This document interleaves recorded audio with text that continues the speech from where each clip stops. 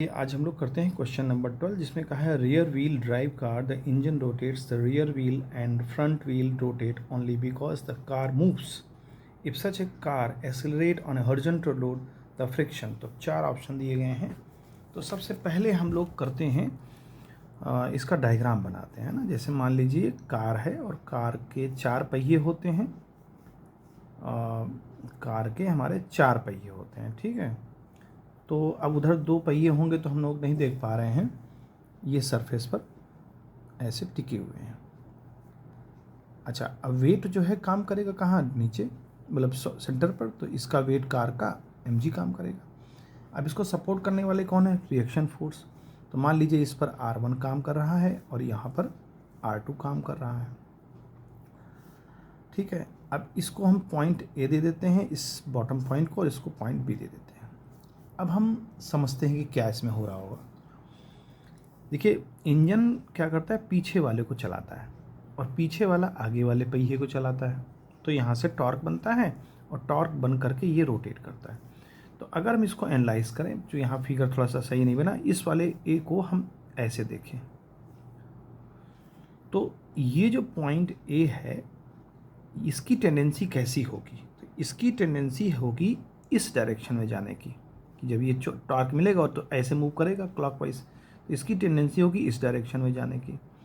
तो जब इस डायरेक्शन में जाने की टेंडेंसी होगी तो इस पर फ्रिक्शन फोर्स किस डायरेक्शन में काम करेगा, इस डायरेक्शन में। तो इस पर हम फ्रिक्शन फोर्स F1 मान लें। अब चूंकि ये पूरी कार बंधी हुई है बॉडी से, तो जो सेकंड वाला व्हील होगा B,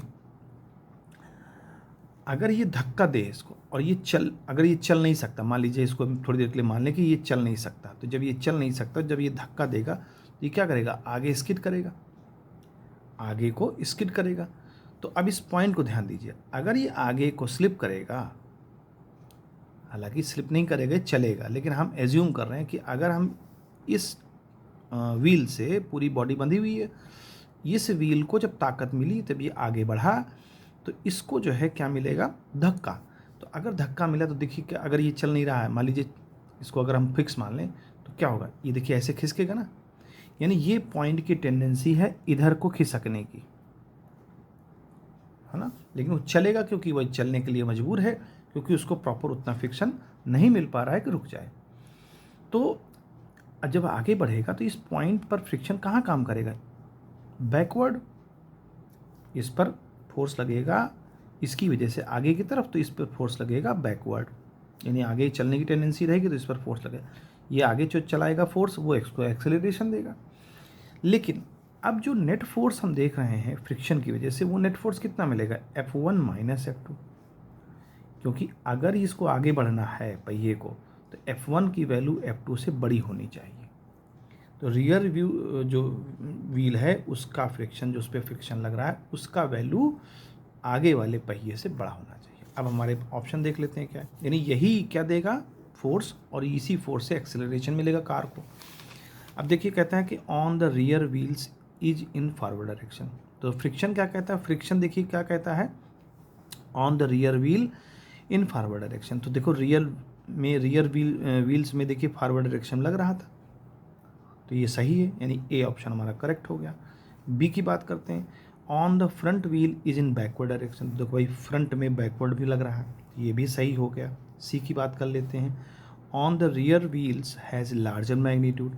जाहिर सी बात है F1 की वैल्यू जब F2 से बड़ी होगी तभी आगे चल पाएगा, नहीं तो चल ही नहीं पाएगा। तो ये भी ऑप्शन सही है। अब लास्ट ऑप्शन कहता है on the car is in backward direction. नहीं, ऑन द कार अगर हम टोटल देखें तो ये फॉरवर्ड डायरेक्शन में, भाई F1 बड़ा है ना F2 से, तो फॉरवर्ड डायरेक्शन में लगेगा फ्रिक्शन फोर्स, क्योंकि F1 बड़ा है। तो ये जो डी ऑप्शन है ये गलत है। तो इस तरह से इस क्वेश्चन को हम लोग सॉल्व कर सकते हैं।